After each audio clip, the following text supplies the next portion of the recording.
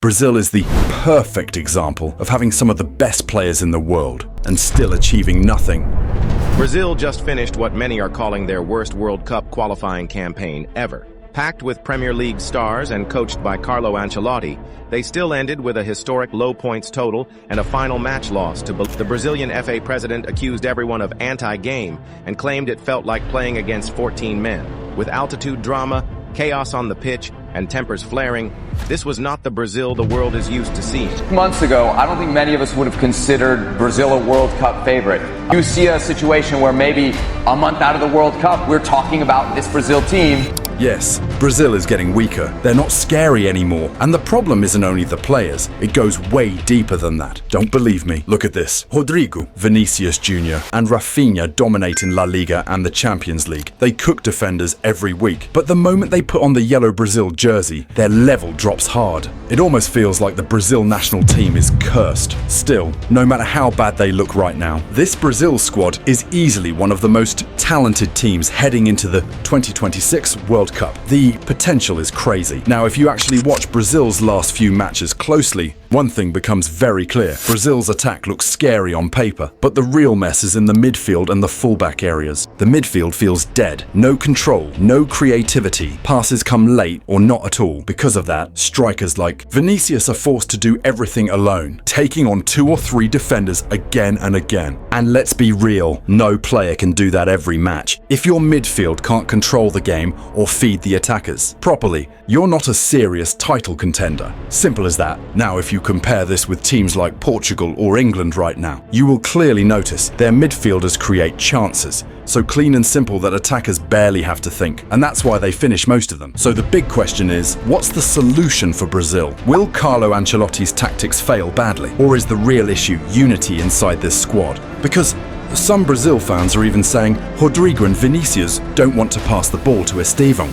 Guys, Vini and Rodrigo are jealous of Estevão. They realize they're not the ones stepping into Neymar's boot. And what they did to him has now become the biggest controversy in Brazil. After Estevão scored a beautiful goal against Senegal, suddenly Vini and Rodrigo stopped passing to him. Brazilian media and fans went crazy attacking them. And in the next match versus Tunisia, they were literally ignoring him again. Even Brazil players noticed it. And when Brazil won a penalty, Casemiro and Militão walked straight to Estevão and gave him the ball. After he scored it perfectly, look at Vini's face. He actually looked sad. Brazil's stars have been letting the country down for years, and it looks like fans finally found hope, but not everyone is happy about it. Is that actually true or just noise? So let's go deep into the real problem of current Brazil.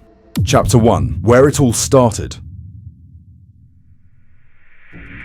If we go back to 2021 and 2022, Brazil didn't look like a broken team at all. In 2021, they reached the Copa America final. They were just 1 goal away from beating Argentina. In 2022, the story was similar. Brazil went out against Croatia on penalties. It was painful but not embarrassing. Back then, Brazil was still competing at the highest level. But after that, something slowly changed. Year by year, the balance started to disappear quietly. Brazil began failing again and again in big matches. Look at the results and you'll see the pattern clearly. In 2023, Brazil lost 0-1 to Argentina at home in a CONMEBOL qualifier, but it didn't stop there. In 2025, they faced Argentina again in World Cup qualifiers. This time, it was even worse, a shocking 1-4 defeat. On top of that, Brazil also lost against Colombia, Paraguay, and Uruguay. Across 18 qualifier matches, Brazil won only 8 games and finished 5th, with sliding down the table with a red arrow next to their name. Now let's be clear, any team can lose. Even great teams lose. But this version of Brazil losing like this is not normal. They still have the talent. On paper, they are still a top 10 World Cup favourite. They have enough quality to win it all. Yet on the pitch, there is no unity and balance. The pattern is always the same. No connection between players. Lucas Paquetá was supposed to be the answer, the natural creative partner to Neymar, but his career took a hit after betting and spot fixing. Investigations started in 2023. Even though he kept playing for West Ham for some time, the controversy pushed the Brazilian FA to slowly distance themselves. They didn't want the pressure, they didn't want the headlines. By early 2026, Paquetá's form had clearly dropped. Now he's pushing for a move back to Brazil, likely to Flamengo, just to restart his career. The impact is massive. Without Neymar, without Paquetá, Brazil's midfield lost its creativity. And this is how Brazil began losing its aura, not overnight, but step by step. Of course, players are not the only problem. In every football match, tactics decide everything. So, the big question now is simple. How good or how bad are Brazil's tactics today? And can Carlo Ancelotti change this story? That's what we'll find out in the next chapter.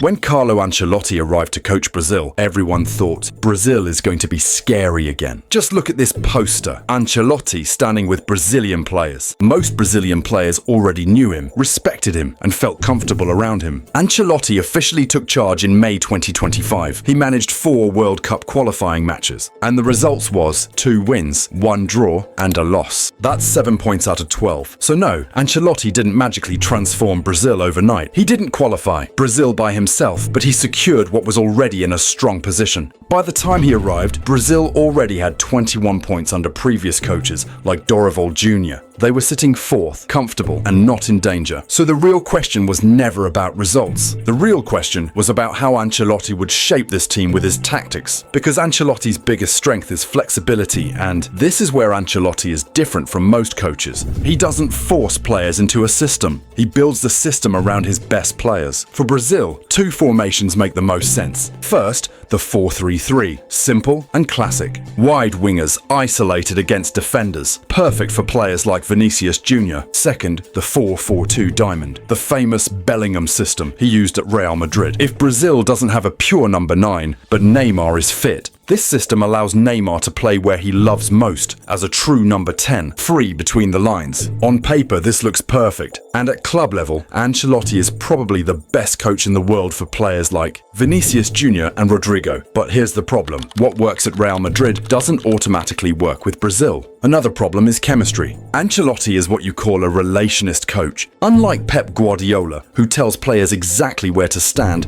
and when to move, Ancelotti tells players to read each other, to play off instincts, to feel the game. This works beautifully at Real Madrid because those players train every single day. Over months, even years, they build almost telepathic chemistry. But international football is different. National teams meet for a few days every few months. There's no time to build that level of understanding, so freedom turns into confusion. You see Vinicius making a run, but the pass never comes. 2 players attack the same space. Nobody knows who is supposed to slow the game down. Ancelotti's system needs chemistry. International football rarely gives you that, and the missing brain in midfield is another big issue. Ancelotti's football needs one calm midfielder, someone who pauses the game, looks up and controls the tempo. Brazil doesn't really have that. Players like Bruno Guimarães, Paquetá, and Joelinton are energetic, aggressive, and powerful runners. They are great athletes, but they don't naturally slow the game down. So Brazil plays at 100 miles per hour all the time. They rush attacks, lose the ball, and get punished on the counter. Without a midfield brain, Ancelotti's structure starts to fall apart. Then comes the last issue. Brazil's strikers, Richarlison, Pedro, even Endrick, are all different types of players. They are finishers but not creators. They don't naturally drop deep to link play, something Ancelotti's system depends on. So a gap appears between midfield and attack. The ball gets stuck in midfield. Vinicius drops deep just to touch the ball, and suddenly your most dangerous player is far away from the goal. Ancelotti's football needs patience, chemistry, and a midfield conductor. Brazil right now plays with urgency, individual talent, and direct attacks. Both are powerful ideas, but they don't naturally fit together, and that's why, even with one of the greatest managers in football history, Brazil's still struggling. Now let's see every player that will play for Brazil in 2026 World Cup.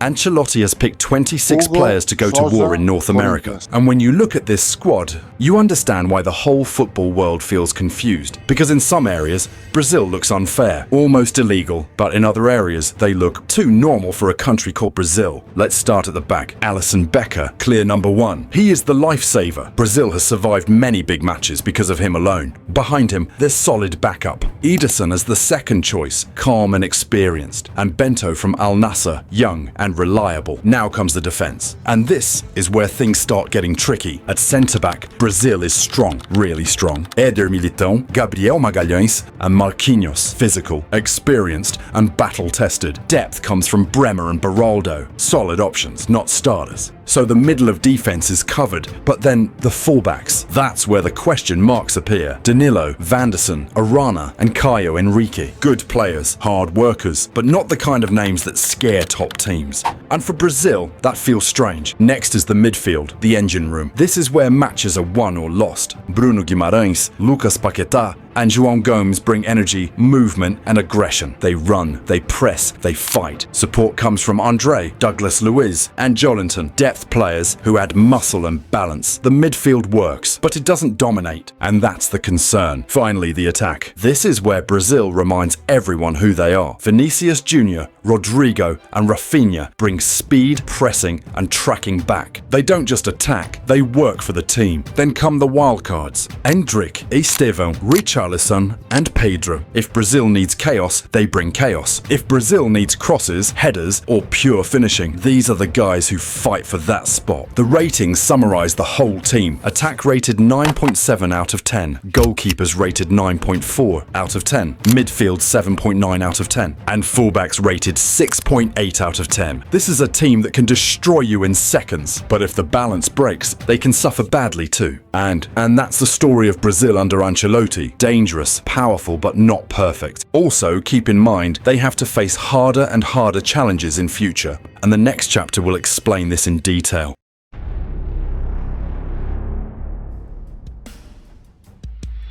Brazil's real test starts at the 2026 World Cup, and it begins in Group C. They are placed with Morocco, Scotland, and Haiti. On paper it looks simple, but World Cups are never that simple. Brazil open their campaign on June 13th against Morocco, then face Haiti on June 19th, and finish the group on June 24th against Scotland. Haiti should not be a problem, but Morocco and Scotland are the teams that can cause trouble if Brazil loses focus. Still, let's be honest, if Brazil play like Brazil, topping this group should be the target. Now here's where things get serious. If Brazil finish first in Group C, they enter the knockouts with a big advantage. The round of 32 would likely bring a match against Japan or a European qualifier, a tough game, but a manageable one. This is the kind of match Brazil needs to warm up, but from here, the road slowly turns into a war zone. In the round of 16, Brazil could face teams like Senegal or Ecuador, survive that, and the quarterfinals could deliver a massive clash, a possible Brazil versus England. One mistake and the dream ends. And then comes the hardest part, the semi-finals. This side of the bracket is loaded with monsters: France, Germany, and Netherlands.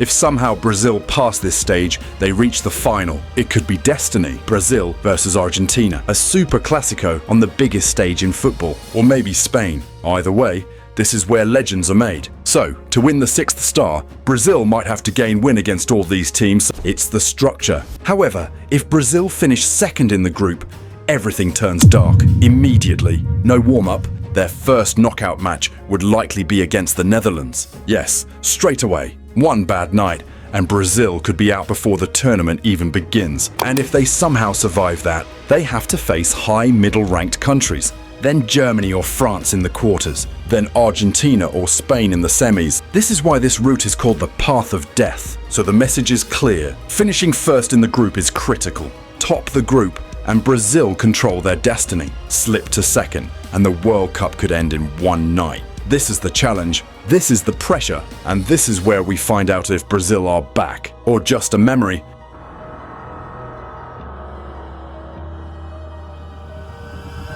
Brazil has everything: talent, history, and big names, but one thing can still destroy them. That is having no control. Right now, the internet is loud about one thing: Vinicius Jr., Rodrigo, and young Estevão. Creators saying Vinicius doesn't pass. But let's be honest, this is internet noise. If you actually watch the games, you'll see the truth. Getting the ball at this level is hard. Defenders close you down in seconds. Sometimes there is no pass available, and the camera still blames you. Carlo Ancelotti already killed this drama. Inside the camp, the relationship is normal. Vinicius and Rodrigo are Real Madrid warriors. Big matches, big pressure, and big reputation. And Estevão, he's a teenager with fire in his feet. Football is never about one man. Great teams grow together, and Brazil must remember that. Yes, Brazil has 5 World Cups, more than anyone in history. But let's be real. The last few tournaments? Not dominant. Painful exits. Lost control when things went wrong. Ancelotti is here to change that. Not with magic, but with balance. For Brazil to rise again, 3 things are non-negotiable. First, faster passing, less dancing on the ball, more quick thinking, move the ball faster than the opponent breathes. Second, fullbacks must attack, current tactics lives on the wings.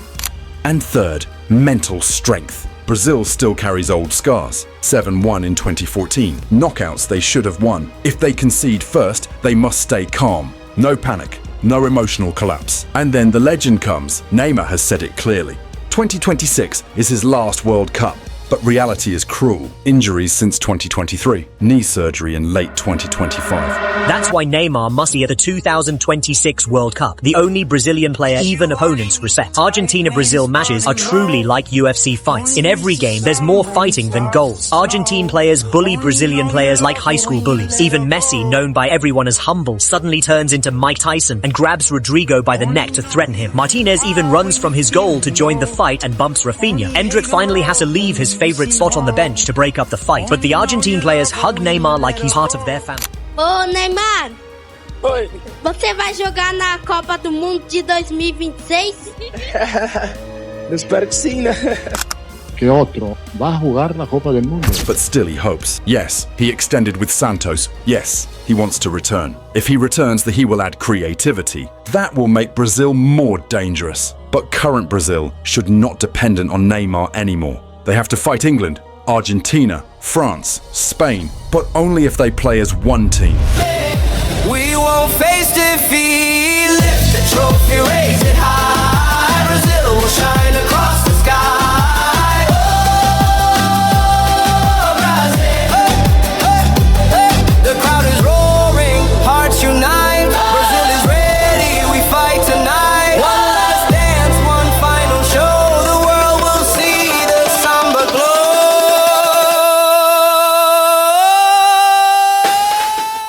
And in the end of this documentary, I want to hear your opinion. What do you believe? Will Neymar finally going to be the king in 2026?